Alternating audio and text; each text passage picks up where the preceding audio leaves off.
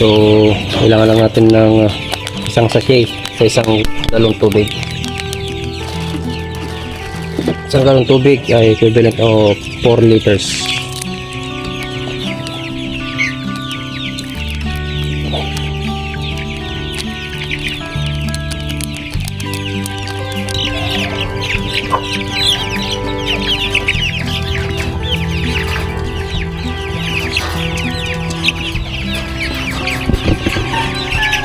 Good morning mga ka-free range.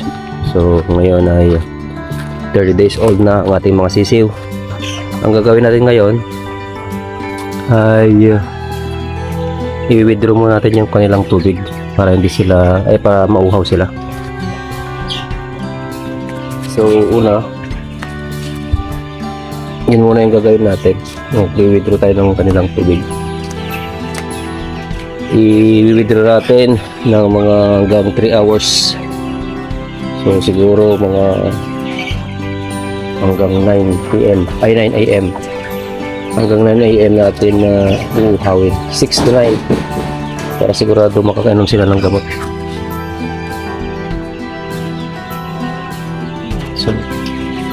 So tatanggalin lang natin yung kanilang kainuman kung sa kanila ay sila ay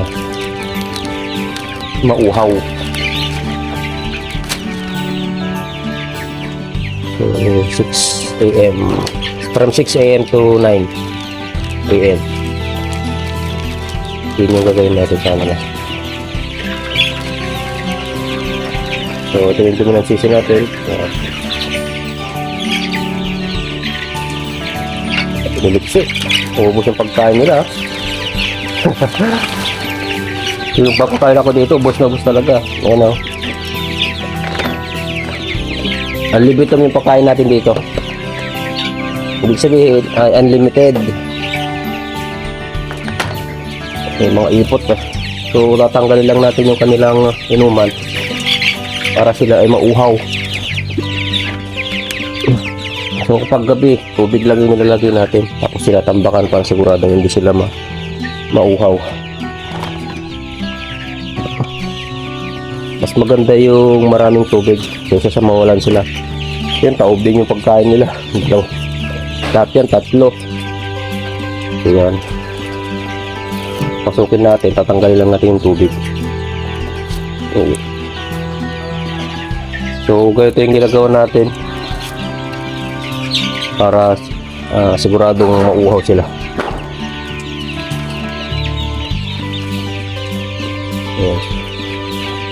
Lalagay pa rin ako ng plastic dito paggabi, tapos binubutasan ko lang dito para sila ay makapasok. Kasi hindi natin alam kapag biglang lumamig o biglang umulan ng madaling araw o gabi ay madidisgrasya o maano yung mga ating mga tissue. So yan o.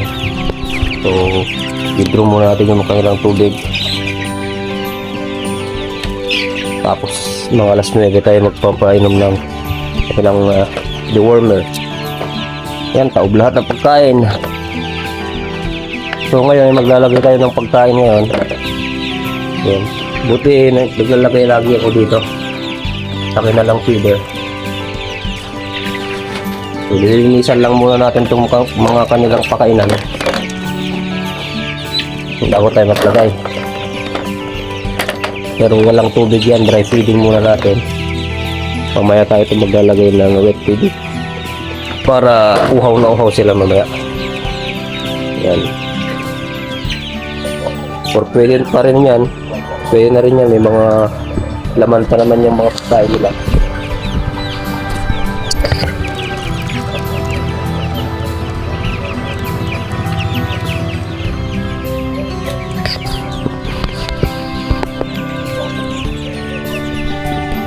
Dito naman tayo sa kabila.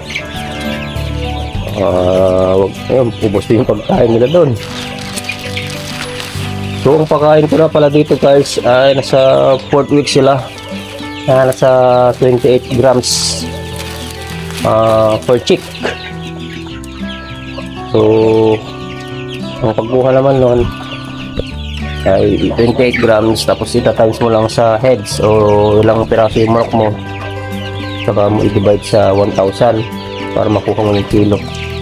So yun, importante yun para sila ay may bigay mo lahat yung kanilang feed requirements sa isang araw. So check lang natin yung kanilang feeder.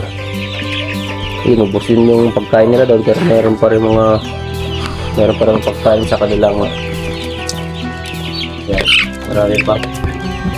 So mas gusto nila yung ganong feeder kasi mas visible sa kanila, maubos nila agad yung kanilang patuka compare dyan sa mga tube feeder na ganyan na maliit.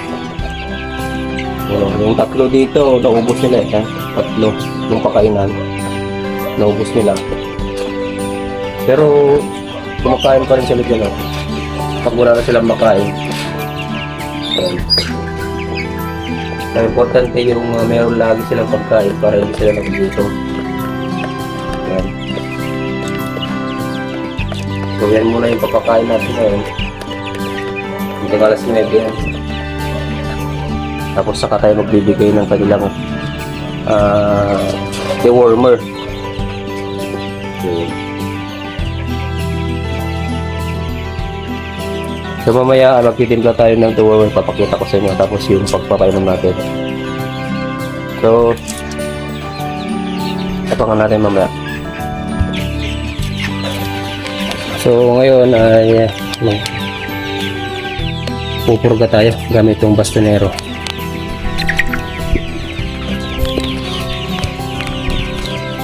So kailangan lang natin ng isang sachet sa isang galong tubig.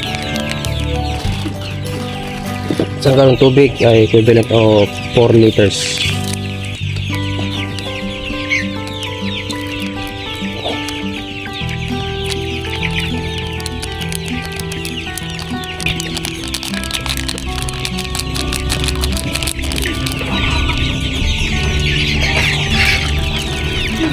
So mix lang natin.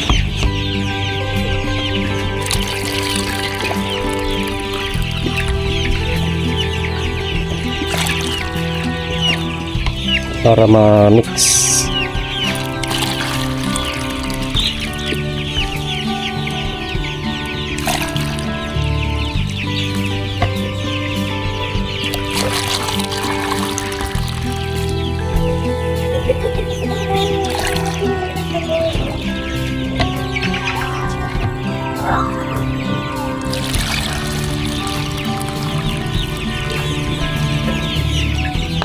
So ito ay bibigyan natin sa ating pinasal.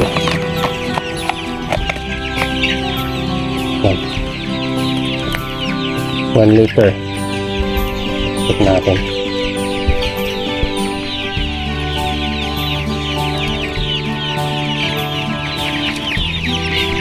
Yan. So inuhaw natin para sila ay uminom talaga.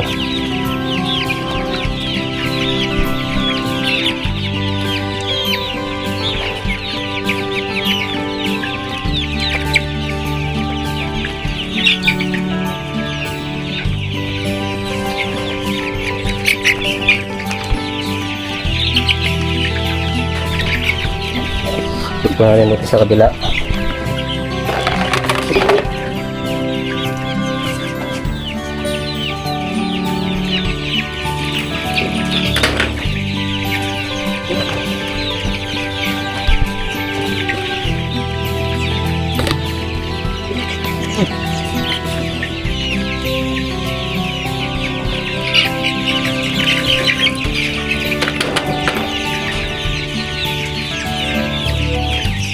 Yan, nakuha ko na ho sila.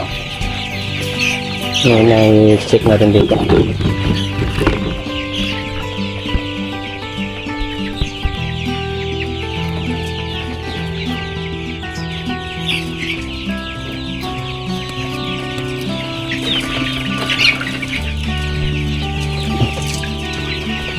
May mga pumasok na ang mga layers.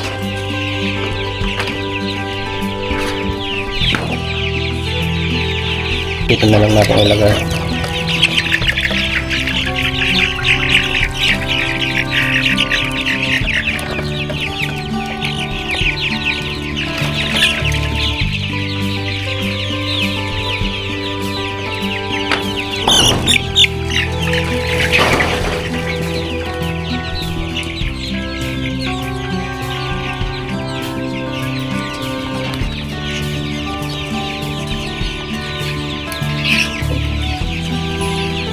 Yan.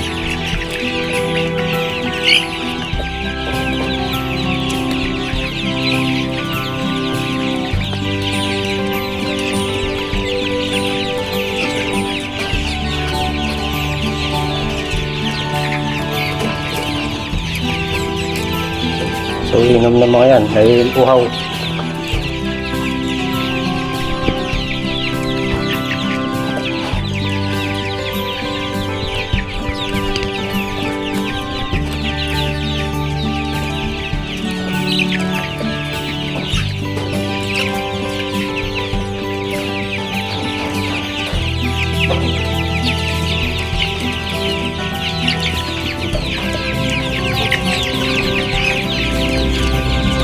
Lalagay tayo ng kabila.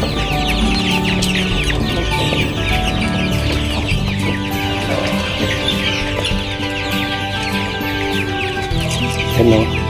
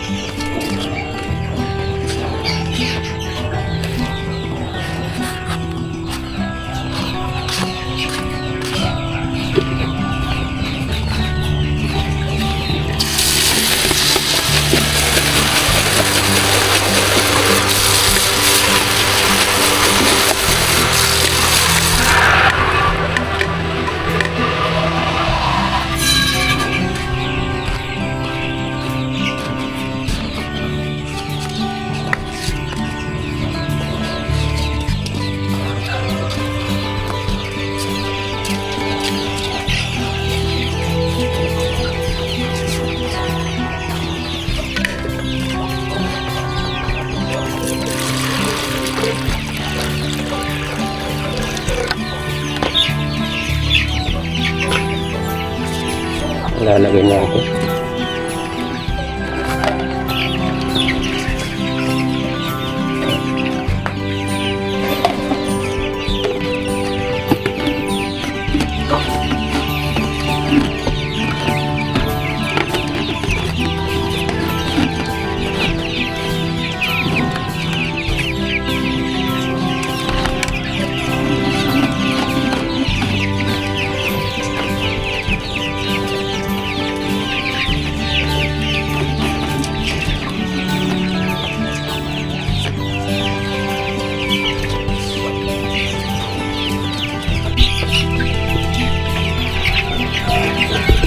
Yan o.